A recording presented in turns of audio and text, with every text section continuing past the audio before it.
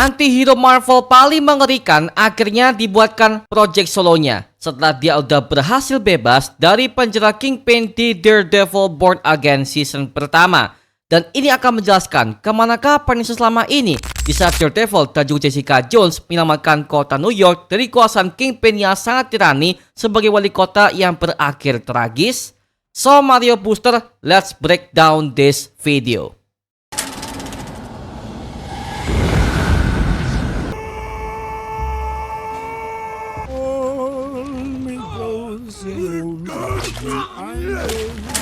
Oke, jadi sebelum kita mulai, kita wajib kasih peringatan spoiler alert terlebih dahulu agar kamu bisa menikmati cinema experience yang mendalam ketika pertama kali menonton special presentation Marvel yang satu ini.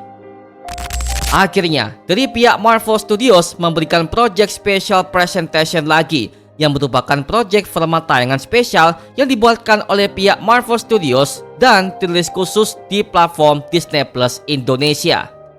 Yang dimana Marvel pernah membuatkan project yang serupa untuk Werewolf by Night dan juga Guardians of the Galaxy Holiday Special serta I Am Groot. Sebenarnya untuk Punisher yang diperankan oleh Jon Bernthal ini udah pernah debut banyak banget di era Marvel Netflix. Tepatnya dia muncul pertama kali di Daredevil season kedua, yang saat itu dia berusaha untuk membersihkan semua bekas anak buah Kingpin setelah dia dipenjara akibat dikalahkan oleh Daredevil di ending season pertama. Disitulah akhirnya Daredevil dan Punisher muncul untuk pertama kalinya sebagai rekan dan juga musuh. Karena mereka berdua punya pandangan yang berbeda sebagai seorang vigilante. Kalau Daredevil, dia punya metode yang keras tapi dia nggak pernah membunuh sama sekali. Sedangkan Punisher punya metode wajib membunuh tapi juga lebih brutal serta lebih liar. Comes across someone with such talent.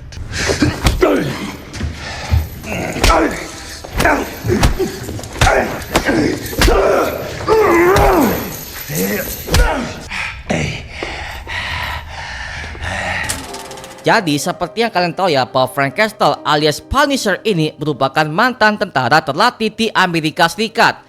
Dan suatu hari ketika dia akhirnya ngumpul dengan keluarganya, mereka semua dibantai oleh mafia yang bernama William Rawlins. Nah, hal itu dijelaskan di seri solonya Punisher selama 2 season di era Marvel Netflix, yang dimana Frank Castle ternyata pernah terlibat dalam operasi Cerberus, sebuah operasi ilegal CIA di Afghanistan yang penuh dengan penyisaan dan juga pembunuhan yang begitu tragis. Nah, di situ Rawlins percaya kalau Frank Castle adalah orang yang cepu untuk memunculkan rekaman itu kepada publik. Nah, demi membungkam Frank Castle selamanya, akhirnya mereka semua merencanakan pembunuhan Frank Castle yang dikamuflasekan sebagai baku tembak antar geng. Yang akhirnya baku tembak itu membuat istri Frank yang bernama Maria serta kedua anaknya yang bernama Lisa dan juga Frank Jr. tewas seketika di tempat. Dan tiba-tiba Frank juga terkena tembakan di kepala. Tetapi secara ajaib Frank Castle akhirnya berhasil selamat, tapi tidak untuk keluarganya yang dimana mereka bertiga tewas di tempat langsung. Dan di film inilah akan menceritakan setelah Punisher kabur dari penjara Kingpin setelah dia berhasil dikalahkan oleh para pasukan anti-vigilante di Daredevil Born Again season pertama. Dan film ini terletak saat Daredevil Born Again season kedua sedang berlangsung di awal episode.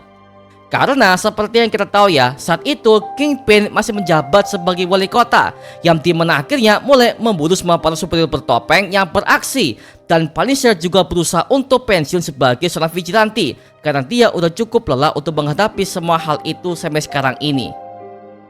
Nah, sebenarnya petunjuk yang dimulai ketika Punisher diinterogasi oleh para pasukan anti-vigilante yang mencuri lambang Punisher-nya sebagai lambang keadilan untuk para polisi korup.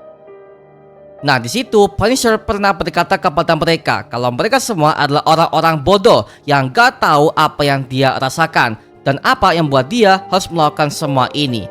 Yang dimana hal itu membuat kita callback kepada pembantaian keluarganya yang tentu membuatnya sangatlah trauma. Yang dimana hal ini sekaligus membuat dia sebagai vigilante berusaha untuk pensiun. Makanya kalau kalian notice ya, sepanjang film ini tayang, Frank Castle berusaha hidup seperti orang normal dan berusaha melupakan masa lalunya sebagai vigilante alias Punisher. To quit. To surrender. To surrender and to give up is to fail? Then quit! Dan sepanjang film ini, Punisher juga mengalami PTSD berat akibat rasa trauma masa lalunya dalam dunia militer. Sekaligus dia berkali-kali melihat keluarganya sendiri, yang dimana kejadiannya membuat kita callback kepada sosok Dr. Heather Glenn, karena dia juga mengalami PTSD parah setelah dia hampir dibunuh oleh Muse di season pertama. Dan akhirnya dia resmi menjadi Muse itu sendiri di Daredevil Born Again season ketiga nanti sebagai Lady Muse, persis kepada versi komiknya. Nah, di sini kita menemukan ada 3 tentara yang mengelilingi Punisher ketika dia mengalami PTSD berat, yang dimana mereka bertiga merupakan rekan Punisher ketika mereka pernah bersama-sama di kesatuan militer tersebut. Dan lucunya, mereka bertiga adalah tentara asli di kehidupan nyata. Jadi dari pihak Marvel Studios, mereka sengaja memilih 3 tentara ini sebagai rekan lama Punisher agar supaya nuansa militernya juga lebih kerasa dan juga lebih dapat untuk pendalaman tokoh seorang Punisher di MCU yang satu ini. Notorious Nucci crime family murders after it was alleged that the Nuccis were one of the last.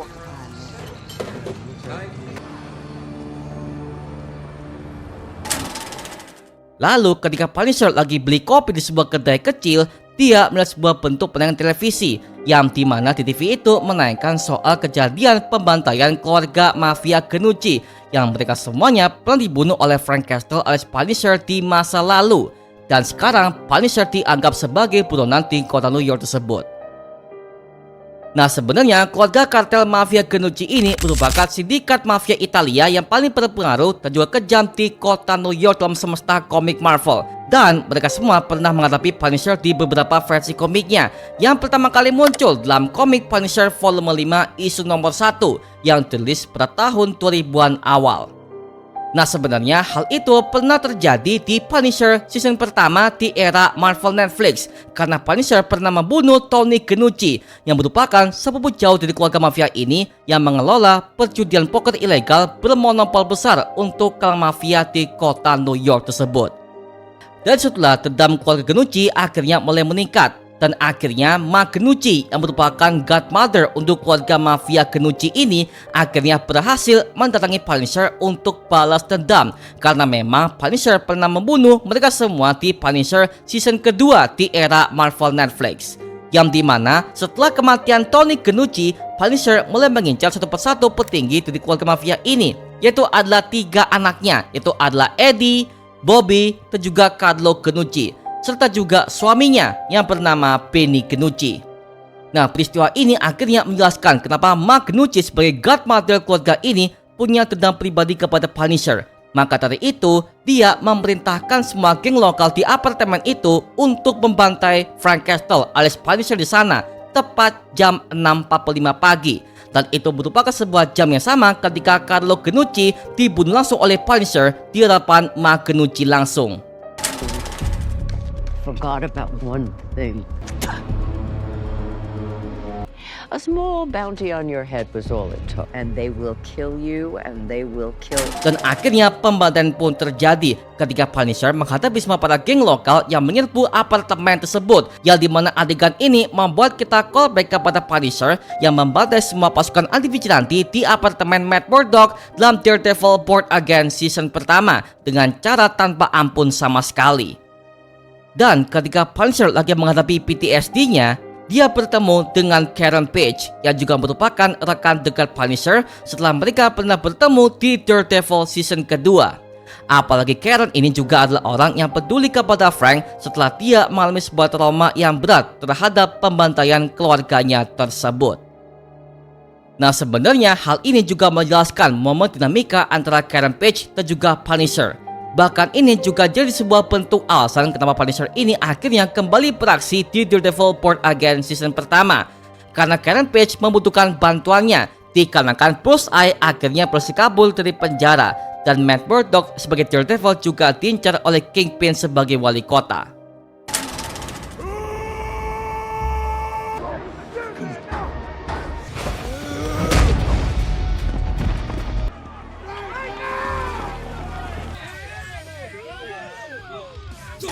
Dan ketika Punisher udah membantai mereka semua, Punisher mulai mengincar Magnucci yang dari tadi sudah menguasainya di tengah kekacauan kota tersebut. Tetapi tiba-tiba Punisher melihat sebuah kedai kecil yang tadi ketika dia beli kopi diincar oleh para geng lokal. Dan setelah hati Punisher mulai tergerak karena dia mendengarkan suara anak kecil yang minta bantuan kepadanya, yang dimana hal ini membuat dia teringat kepada suara putrinya, yaitu adalah Lisa Castle. Dan situ akhirnya Punisher melawan mereka semua dengan keji dan juga brutal. Tapi tiba-tiba Punisher juga melawan salah satu anggota geng yang berbadan besar. Nah, adegan ini membuat kita callback kepada Punisher versi Thomas Jane ketika dia melawan sosok The Russian yang merupakan villain berbadan besar dan pakai kaos singlet putih bergaris merah. Bahkan penampakan The Russian aja udah pernah kita lihat di filmnya Deadpool and Wolverine di MCU ini.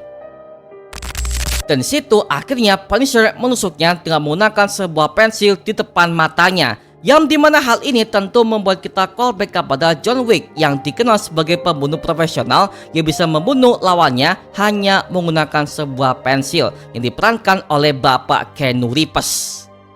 Dan akhirnya Punisher berhasil menyelamatkan keluarga tersebut, dan kemudian dia mengunjungi makam keluarganya dan dia mulai menerima kembali sebagai alter egonya sebagai Punisher.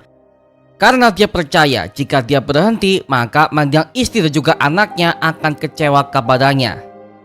Dan juga kita menemukan sebuah adegan penutup yang dimana ada seorang preman yang selalu mengganggu orang tua di jalanan tersebut. Dan dia akhirnya bertemu dengan Punisher yang lalu memberikan sebuah hukuman setimpal kepadanya.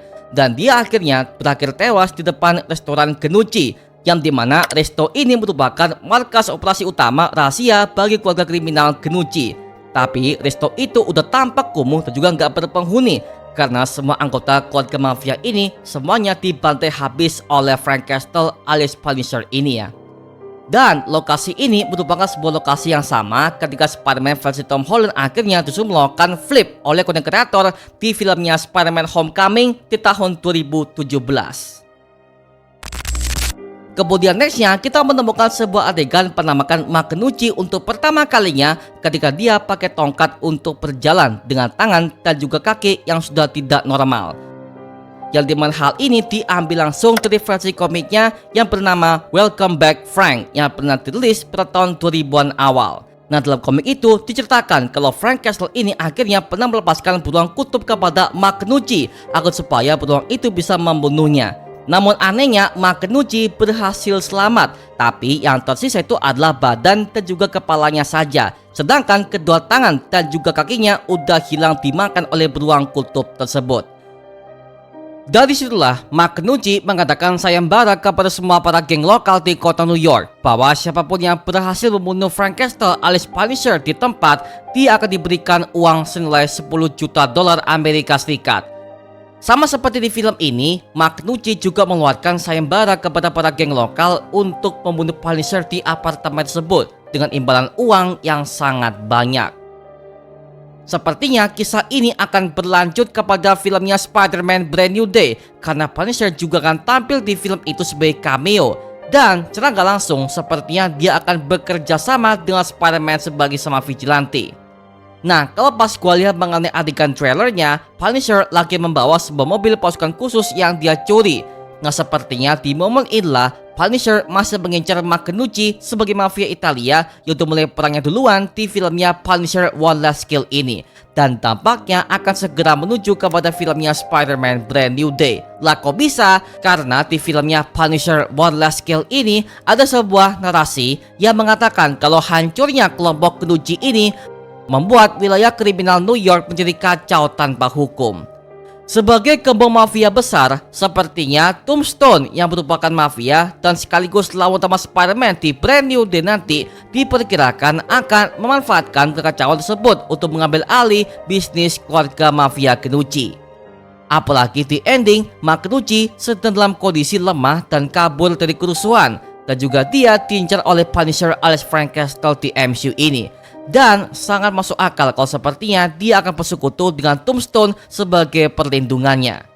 Jadi kemungkinan besar di Spider-Man Brand New Day, Punisher juga akan bergabung untuk melawan Tombstone yang sepertinya akan berkolaborasi dengan keluarga mafia Makenuchi.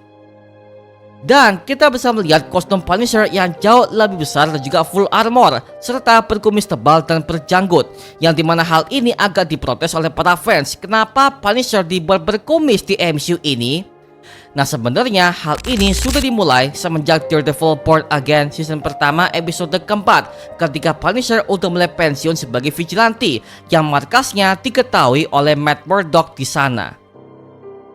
Dan memang di versi komik, Punisher memang sering berkumis, yang dimana hal ini pertama kali muncul di komiknya Punisher tahun 2011 karya Greg Rucka, yang dimana dalam komik ini menceritakan kalau Frank Castle digambarkan punya janggut dan juga kumis yang sangat tebal dan juga berambut agak panjang serta mengenakan eye patch di bagian mata sebelah kanannya.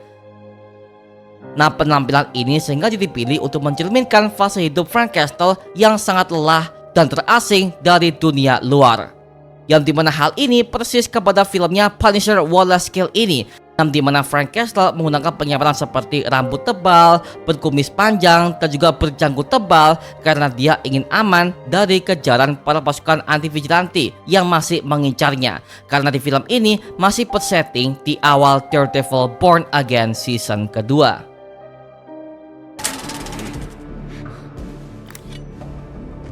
Take that off your maggot head. Half the hat, man. That's not the only thing he took from me. Oke, itu tadi adalah pembahasan ending dan juga breakdown details untuk filmnya The Punisher One Last Kill. Sebelum kita akan menuju kepada filmnya Spider-Man Brand New Day nanti sebagai bentuk debut awal Punisher di film layar lebar MCU. Nah, sekarang gue serahkan kepada kalian. Kalau kalian menemukan sebuah detail ataupun teori yang gak gue sebutkan di video ini, tuliskan di kolom komentar di bawah dan kita bisa diskusikan bareng seperti biasanya, oke? Nama gue Mario Angelo dan sampai ketemu di video berikutnya. Adios dan thank you semuanya. Dadah.